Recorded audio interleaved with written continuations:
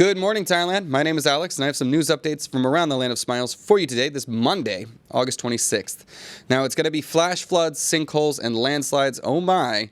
We have lots of heavy news today, and most of it seems to be the Earth trying to shake us off like we were a cold. We'll start with tragedy in Phuket. Phuket Landslide has claimed 13 lives, injured 19, and damaged over 200 homes. A devastating landslide in Phuket's Kata district has left 13 dead, 19 injured, and 209 homes damaged. The victims include a Russian couple and 9 Myanmar workers.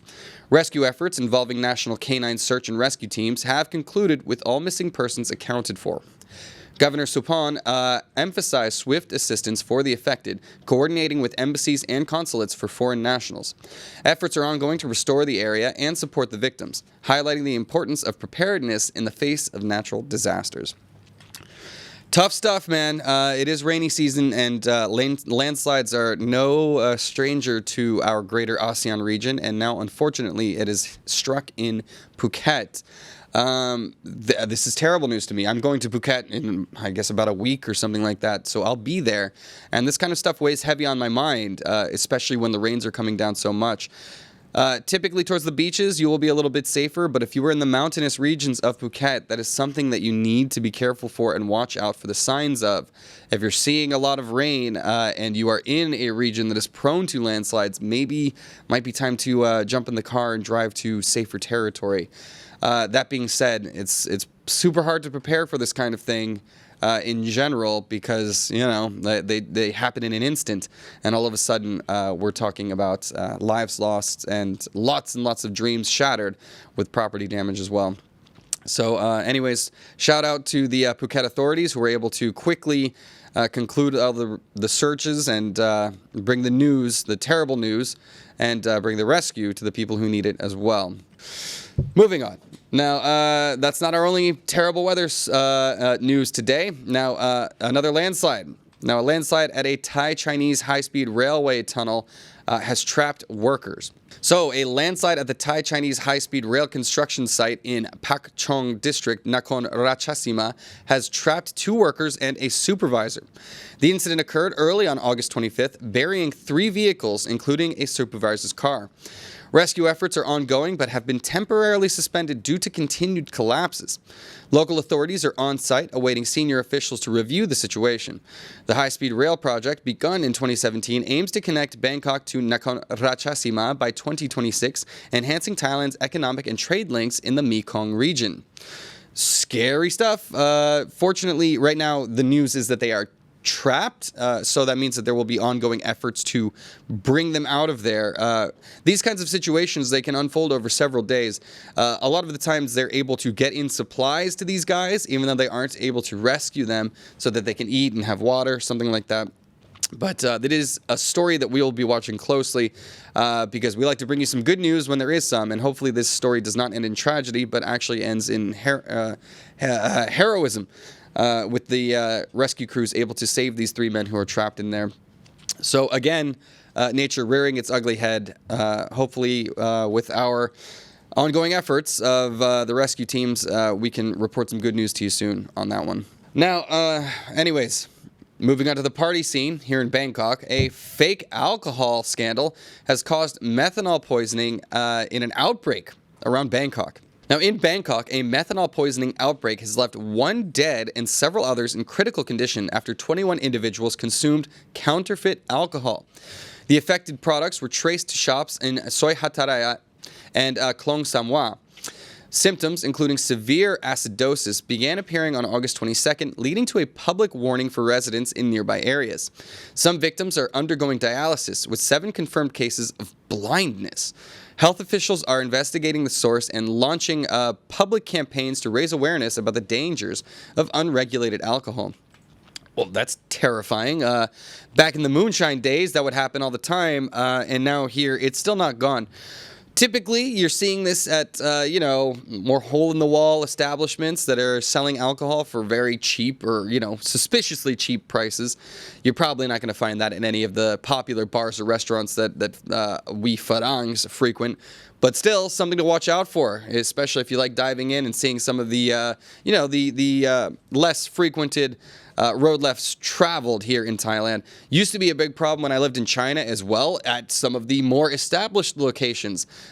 Businesses do like to cut corners in order to make a profit, and selling methanol-laced alcohol is one of those ways. Still smells like alcohol, but you can definitely tell after a couple of drinks when you're not feeling so well, or start to lose your eyesight, which is an incredibly scary thing.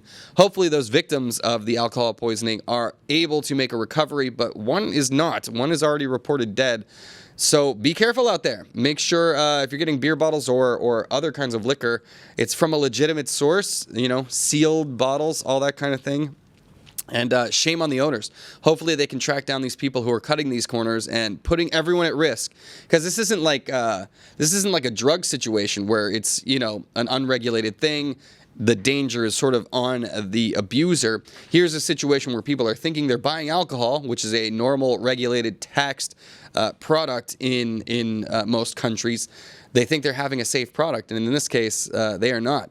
So hopefully they can track down exactly where these occurrences happened. They can be named and shamed, and some people can face the punishment of the law, probably similar to what a lot of drug pushers have thrown at them in terms of the book. Moving on. An oil slick has threatened Saray beach and their ecosystem and tourism. All right, a massive oil slick has been discovered just 4 nautical miles from Saray beach, sparking fears of severe environmental and economic damage. Stretching over 2 kilometers, the slick threatens local marine life and the booming tourism industry. The spill, initially spotted near Kram Island, is now nearing Saray beach. Local authorities, led by Mayor Somwang, are urgently working to contain the contamination and identify the source. The community is alarmed with concerns that failing to address the spill have catastrophic consequences for the region's ecosystems and economy. Yeah, gross stuff. The oil slick stuff, this keeps happening. The Middle East, I think it was near Yemen. They just bombed some Greek oil tanker that's leading to some major environmental spill over there as well. What's terrifying about this is that it was just discovered by local people, like, hey, there's 2 kilometers of oil slick out here, which means that wherever the hell it came from, those people probably knew about it and didn't report it. So this will have to be tracked down based on the timing of where it was found and what kind of oil tankers were going through that region at the time. Hopefully they can track it down and some repercussions can be faced because, look, oil spills happen. As long as we are a massive consumer as a society of fossil fuels and oil, these things are going to happen. But what's important is to understand when and where it happens so that the environmental cleanup teams can get on the scene as quickly as possible before it spreads out into a kilometers-long environmental disaster that has massive effects not only on the tourism, right? Nobody wants to go scuba diving in oil slicks, but also the local economy. This will mess up... the environment as well as the economy. It's going to mess up fishermen who are just reliant on being able to go out into those seas and get their catch of the day. And also the fish themselves. This is definitely going to have a major negative impact on the ecosystems there. Terrible stuff. Hopefully the authorities can track down exactly when and where it came from and dole out the punishments as necessary. Fun one here. Interesting story of intrigue, as a contract killer has been captured in Lopburi after 33 years on the run. So, after a 33-year manhunt, police in Lopburi province arrested 56-year-old contract killer Paisan on August 24th. He had been convicted of a failed assassination attempt in 1989 where he shot a hotel manager and her brother-in-law in Ternate province. Despite being sentenced to 33 years in prison, Paisan fled before his imprisonment and had been evading capture ever since. The police finally tackled him down in a remote area of Lopburi, marking a significant achievement in this decades-old case. Well, he's got a weird smile on his face there. Can't believe he got away with it for that long. Also, fortunate that his would-be victims were not killed in the end. They were able to survive. But, yeah, evading arrest for that long. That's such a weird one. When you have a case of attempted murder, how do you let that get away? They had captured him, they had convicted him, and then somehow he's managed to escape and then evade detection for almost 33 years. Fortunately, the police were still on the case. You always think of cold cases like this, more than 30 years old. that, okay, I guess he got away with it, but that is not what happens. So I'm not entirely sure how they were able to track him down. Could have been an anonymous tip from somebody in the area who was like, this guy looks suspicious. Maybe this guy was bragging about having gotten away as well. This happens with many criminals. Not the brightest colors in the crayon box. But yeah, good news there. You can't escape justice forever. All right, and our final story for Thailand today. Before I'm sorry, I have to give you more sad news from the greater ASEAN region. But before we get to that, a little bit of a bright spot in today's news stories. Now, a viral video of a woman riding an electric suitcase on Bangkok roads has sparked, well, outrage and some laughs. So a viral video on social media has sparked outrage and some snarky comments after showing a woman riding an electric suitcase while dragging luggage and using her phone on Vibhavadi Rangsit Road near Don Mueang Airport in Bangkok. The video has led to widespread criticism and concerns over road safety, with many expressing disbelief at her actions. The incident has also ignited a debate about the safety and regulation of unconventional personal transport devices on busy roads. Kind of funny to me, also kind of like dangerous, right? Like, definitely, I've seen these people rolling around the airport. Also, I'm not sure if I think it's lame or if I'm just jealous, because it does look kind of cool to me, but it's definitely not road safe. That's for sure. I imagine the max speed on those things can't be more than like 10, 15 kilometers an hour. So she was on the busy highways. Not okay. But honestly, kind of funny. I've seen crazier things on Thai roadways before at the same time. But this person has been named and shamed, and hopefully has learned her lesson to keep that on the sidewalks, not on the actual roads. What are your thoughts, everybody? I'm curious to know. All right, guys. Well, that'll do it for our Thailand section of the news. We're going to be moving on to the greater ASEAN region, where, I'm sorry, guys, it's more sad, tragic news, mostly for the wider region as well, including more tragic weather stories. So first stop, we are heading over to KL, Malaysia, where a woman was buried alive in a 26-foot sinkhole in Kuala Lumpur. That's right, in Kuala Lumpur, Malaysia, a woman was buried alive after a 26-foot sinkhole suddenly opened up beneath her as she walked along a pavement in the Dang Wangi area on August 23rd. Local authorities, including the fire and rescue departments, responded to the distress call, but despite ongoing efforts using an excavator to clear the debris, the woman has not yet been found. She is believed to be an Indian national, though her identity remains unconfirmed. The cause of the incident is still under investigation. Oof. Like, I'm sorry, guys. Like, between snakes and toilets and now sinkholes just swallowing people up, I am scared to go outside. And I hate to do the fear-mongering for you, but this is a big city. This is right in the middle of Kuala Lumpur, high-trafficked area. I had some friends that were just there last week. Could have easily happened to them. So terrifying stuff. Important. I don't know how cities can fix this. Clearly, it has something to do with the rain eroding what's going on underneath the sidewalks, but it just happens. This kind of stuff is just in a flash, kind of act of God situation. So I'm curious to know. I want some answers. How can cities sort of inspect their sidewalks, inspect what's going on underneath the roadways to make sure that these sinkholes don't just pop up out of nowhere? There has to be a way that we can figure out where these, which areas of the city are more at risk, how we can inspect them to make sure that, hey, this erosion is getting so bad, we need to close this down and make the fixes, fill it in before we let traffic continue on them.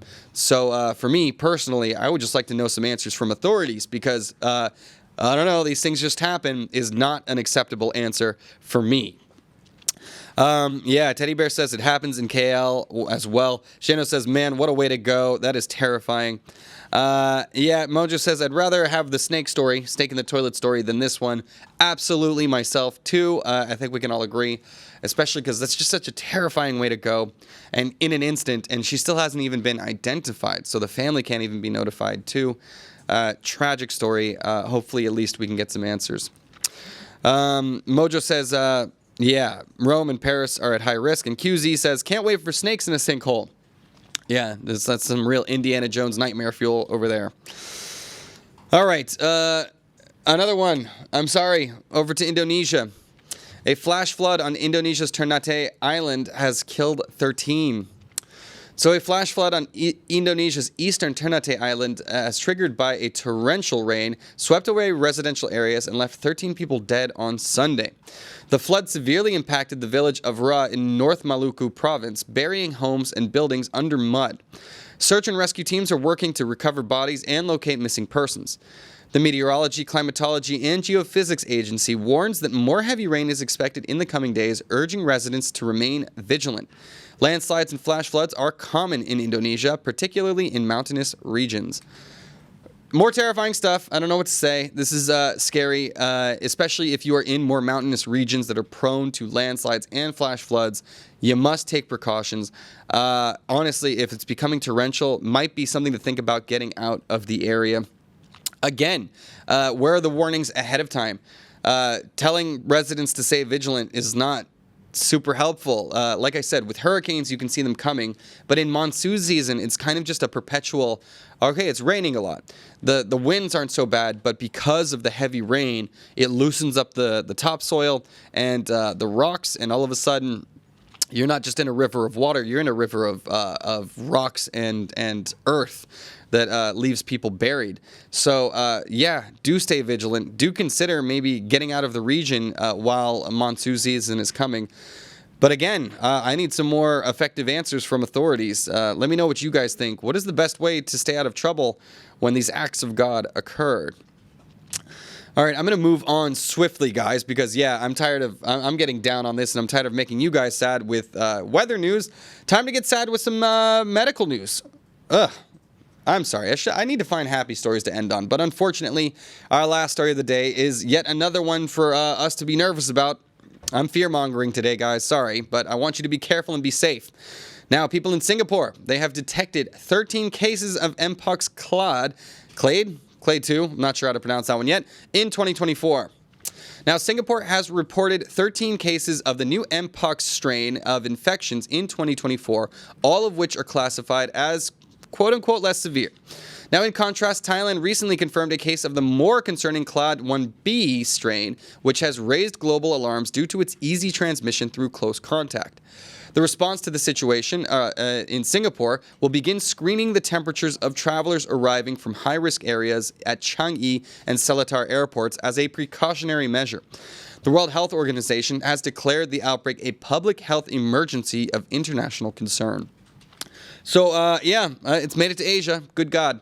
Now, there are different strains of this. Some of higher risk, the Clade 1A, or 1B as well, are higher risk. Clade B is less high risk. The point is, it's coming between skin-to-skin contact. So those of you that are, in the demographic that gets in a little rubby-dubby with strangers particularly, you Tinderites out there, things like that, definitely be careful.